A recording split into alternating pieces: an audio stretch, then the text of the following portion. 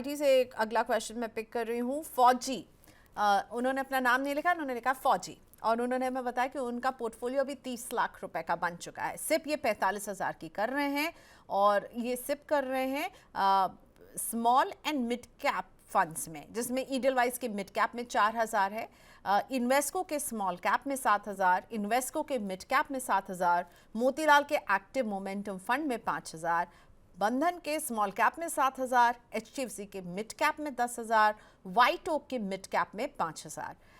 गोल है कि 15 साल तक निवेश करेंगे और अपने रिटायरमेंट के लिए बचा रहे हैं। इनकी एज अभी है 32। आपको इनका पोर्टफोलियो कैसा लग रहा है? केवल मिड कैप और स्मॉल कैप मुझे नजर आ रहे हैं, जो कि इन्होंने खुद बताया। एक मोतीलाल का इन्होंने एक्टिव मोमेंटम फंड भी लिया हुआ है। तनवीर सर, क्या मेरे सजेस्ट ख्याल से करेंगे? इनका पोर्टफोलियो अच्छा नहीं है। ये इन्होंने क्या किया, हिस्टोरिकल रिटर्न देख के इन्वेस्ट कर दिया है स्मॉल एंड मिड कैप के हिसाब से।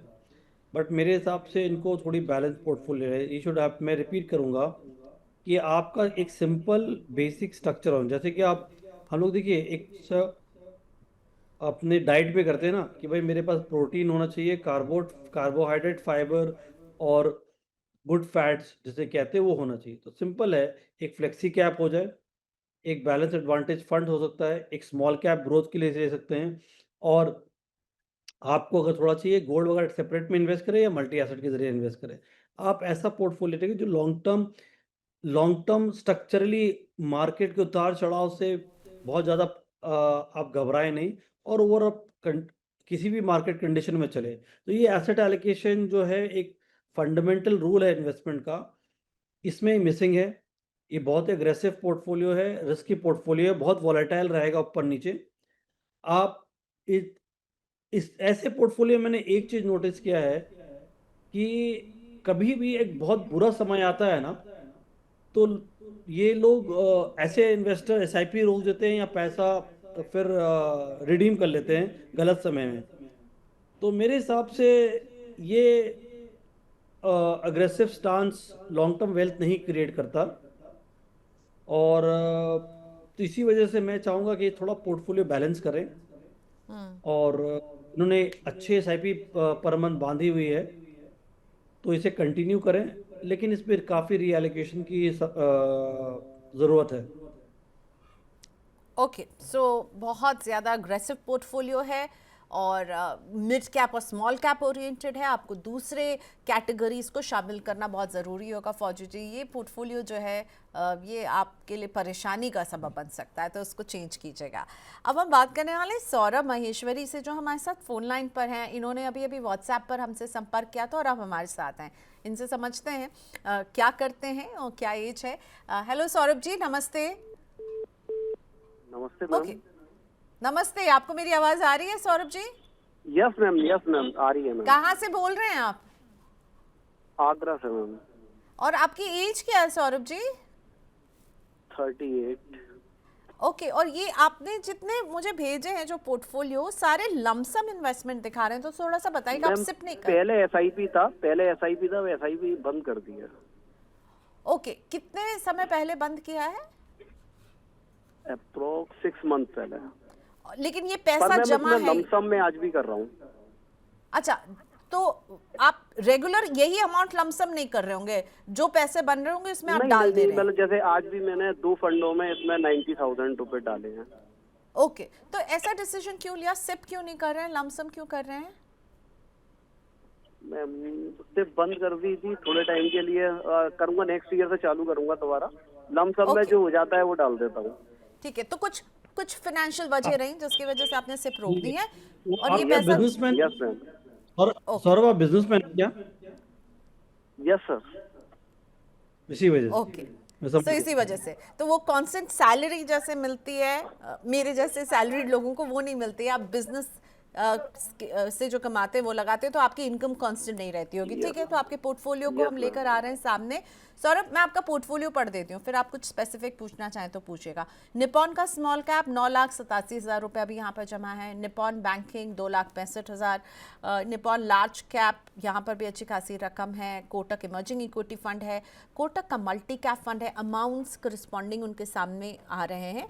और साथ ही में जो है ICICI value discovery, Parag Parikh flexi cap, HDFC का स्मॉल कैप, एसबीआई का कंज्यूमर इक्विटी अपॉर्चुनिटी, एसबीआई का technology fund, SBI focus equity, SBI magnum mid cap 74,000 यहाँ पर, एक्सिस का ELSS tax saver 64,000, SBI small cap 36,000, Nippon Nifty small cap 250 index fund 43,200। SIP अभी बंद है, SIP जल्दी शुरू भी करेंगे। सौरभ जी, आप क्या पूछना चाहेंगे तनवीर आलम जी से, बताइए। मैम ये मैं करीब अप्रोक्स 20 ईयर्स के लिए करना चाहता हूँ इसमें Okay. इन्वेस्ट। और स्ट्रैटेजी क्या रखेंगे, लमसम, सिप?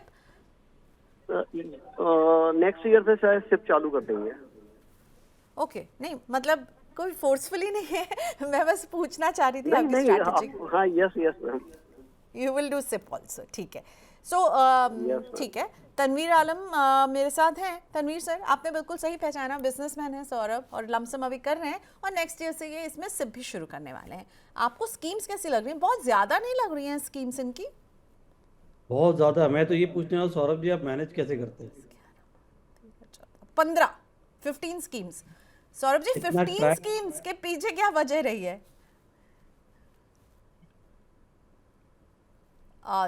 सौरभ है नहीं, पर 15 स्कीम्स मैंने अभी काउंट किए सर, बहुत ज्यादा है, राइट? ज्यादा है स्कीम, और बहुत ही ओवरलैप है। इनफैक्ट इसकी जरूरत भी नहीं है उनको। ये लाइफ जितना सिंपल रखेंगे, सिंपलिसिटी विल क्रिएट वेल्थ। ठीक है। अब हम लोग क्या है ना, कोशिश करते हैं कि which is the best performing fund, की कौन सबसे अच्छा है, मैं उसमें डालूं। लेकिन मैं आपसे क्या एक बात बहुत अच्छी तरह कहना चाहता हूँ। कोई भी एक फंड नंबर 1 साल ब साल नहीं रह सकता। ओके। तो ये ऊपर नीचे पोजीशनिंग होगी। आपको एक फंड देना है जो कंसिस्टेंट रहे, जिसकी डीएनए कंसिस्टेंट है, प्रोफेशनली मैनेज्ड है, प्रोसेस के जरिए मैनेज है, फंड मैनेजर डिपेंडेंट नहीं हो। तो वैसे फंड में आपको निवेश करना चाहिए। तो मेरे हिसाब से इनकी पोर्टफोलियो में काफी गुंजाइश है कि इसकी रीअसेसमेंट करनी चाहिए, कि 15 स्कीम बहुत ज्यादा है। इनको एसआईपी कंटिन्यू रखना चाहिए। देखिए, यही मैं कह रहा था कि SIP discontinuation is also a big problem. कि वो डेटा ये करती है कि जब पिछले साल 2024 में अक्टूबर के बाद जब मार्केट थोड़ा सा खराब हुआ था, करीब अधिकतर एसआईपी जो है स्टॉप हो गई थी बहुत सी। तो प्रॉब्लम यही है कि हम लोग लॉन्ग टर्म नजरिए से एसआईपी स्टार्ट करते हैं, बीच में ब्रेक कर देते हैं। और मैं रिपीट करूंगा, कंसिस्टेंसी ही आपके लिए वेल्थ क्रिएट करेगी, ये लमसम सडनली इन्वेस्टमेंट नहीं। क्योंकि मैं आपको बताता हूं, over a period of time देखा गया है कि अगर आप पिछले 25-30 साल में कुछ महीने या कुछ इंपॉर्टेंट दिन में अगर आपने इन्वेस्टमेंट नहीं किया होता, तो आपके रिटर्न्स बहुत लो होते। लेकिन वो कौन से दोगे किसी को पता नहीं। लेकिन आप अगर एसआईपी के जरिए करते हैं रेगुलरली, वो प्रोबेबिलिटी जो है मिस करने की कम हो जाती है। क्योंकि बिहेवियरली क्या होता है, जब मार्केट बहुत खराब होता है, सारे सब नेगेटिव न्यूज देते रहते हैं, नेगेटिव इंफॉर्मेशन रहती है मार्केट में। उस वक्त बिहेवियरली हम निवेश करने के माइंडसेट पे नहीं होते, और सही मायने में वही समय होता है निवेश करने का। तो आप भले ही बहुत कितनी भी कोशिश करें, वो टाइम करना बहुत मुश्किल है और रादर नामुमकिन है।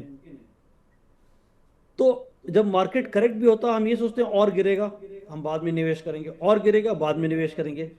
तो वो एक्चुअली कभी टाइम नहीं हो पाता। लेकिन आपका ये ऑटोमेटेड सेविंग प्लान के जरिए, एसआईपी के जरिए अगर निवेश है, तो आपको ये मेंटल बैटल से जूझना नहीं पड़ेगा। वो ऑटोमेटिकली पैसा जाता रहता है, और आपकी इन्वेस्टमेंट उस समय हो जाती है जिस समय सही मायने में होनी चाहिए। तो पहली बात तो मैं कहूँगा एसआईपी स्टार्ट करें। दूसरी बात, बहुत ज़्यादा स्कीम है, इसमें पूरी रिस्ट्रक्चरिंग की ज़रूरत है। आप प्लीज़ जाके इसको रिस्ट्रक्चरिंग करिए। और क्योंकि इतने फंड में आपका बहुत ओवरलैप है और इससे आपको कोई फायदा नहीं हो रहा है। एक्सेस डाइवर्सिफिकेशन रिटर्न को और कम करती है, ज्यादा नहीं करती। ओके, सो 15 स्कीम सौरभ जी हैं क्या मेरे साथ? यस सौरभ जी, 15 स्कीम बहुत टू मच है, ठीक है, इसको कम करने की बहुत सख्त आवश्यकता है आपको, ठीक है? मैम, कौन सी 5 स्कीम है जिनमें आगे मैं कंटिन्यू रखूँ, ये बताइए। ओके, सो ऐसे बताइए इसमें तनवीर आप सर। देखिए, एक पराग पर एक फ्लेक्सी कैप रख रहे हैं या जेएम फ्लेक्सी कैप एक रख लीजिए। ये कंज्यूमर टेक्नोलॉजी और टेक्नोलॉजी फंड तो देखिए, सेक्टोरल फंड में मैं बिलीव नहीं रखता हूँ। हो सकता है मेरी माइंडसेट सही ना हो, बट मेरा मेरा ये मानना है, जब आप टेक्नोलॉजी जैसे कंपनी या इतने सेक्टर स्पेसिफिक कंपनी में निवेश करते हैं, तो सबसे बड़ी दिक्कत ये है कि उस सेक्टर में मैक्सिमम एक दो या तीन कंपनी अच्छी होंगी या पांच कंपनी अच्छी होंगी, लेकिन एक फंड मैनेजर 30-40 कंपनी में निवेश करता है, तो उसको मजबूरन जो अच्छी कंपनी नहीं है उसमें भी पार्टिसिपेट करना पड़ता। तो ये सेक्टोरल फंड और थीमेटिक फंड में मैं बिलीव नहीं रखता हूँ। मैं सिंपल कैटेगरी में बिलीव रखता हूँ कि आप एक फ्लेक्सी कैप ले लीजिए, एक स्मॉल कैप ले लीजिए, एक बैलेंस एडवांटेज फंड ले लीजिए और एक मल्टी एसेट फंड ले लीजिए या गोल्ड कैटेगरी फंड ले लीजिए। लेकिन आपने यहाँ बैंकिंग में निवेश किया, डेट में अगर आप करते हैं तो बिल्कुल आप बैंकिंग एक फंड में एक निवेश कर लीजिए, क्योंकि डेट में बहुत लोग रिटेल में कम करते हैं, मैं इसलिए उसको एडवाइस नहीं करता हूँ, लेकिन आपके पोर्टफोलियो में वो ठहराव लायक लेके आएगा। तो ये 5 फंड ओके, बहुत है आपके लिए, प्रॉपर डिवर्सिफिकेशन होगा। आप इसको कंटिन्यू करिए लॉन्ग टर्म के लिए और एसआईपी के जरिए कोशिश करिए निवेश करने की। अगर नहीं होता ऑलराइट, है सो हाँ तो नहीं होता, तो जी, इसका एक और ऑल्टरनेट है, जब भी पैसा आए जिस जिस स्कीम में आपने सिलेक्ट किया उसके लिक्विड फंड में डालिए या आर्बिट्राज फंड में, और सिस्टमेटिक ट्रांसफर प्लान डाल दीजिए, तो वो एसआईपी की तरह काम करेगा आपके लिए। परफेक्ट। तो आपने ये भी बता दिया कि जिन लोगों को सैलरी नहीं मिलती है उनको कभी कभी ज़्यादा पैसा मिलता है, कभी कम, तो वो कैसे डिप्लॉय कर सकते हैं। और कैटेगरीज एक बार फिर से, सौरभ जैसे लोग जो बहुत ज़्यादा स्कीम्स डाल रहे हैं, तो इनका अगर नज़रिया भी बहुत लंबे समय का, सर ने कहा एक फ्लेक्सी कैप रखिए, एक स्मॉल कैप रखिए, एक बैलेंस एडवांटेज फंड रखिए, एक आप रखिए multi asset allocation fund, gold रखिए, और ऑलरेडी सौरभ जी के पास जो बैंकिंग फंड है उसको आप रख सकते हैं, बट बाकी सेक्टोरल फंड्स को आप बाय बाय कह सकते हैं। Saurabh ji, best of luck with your investment.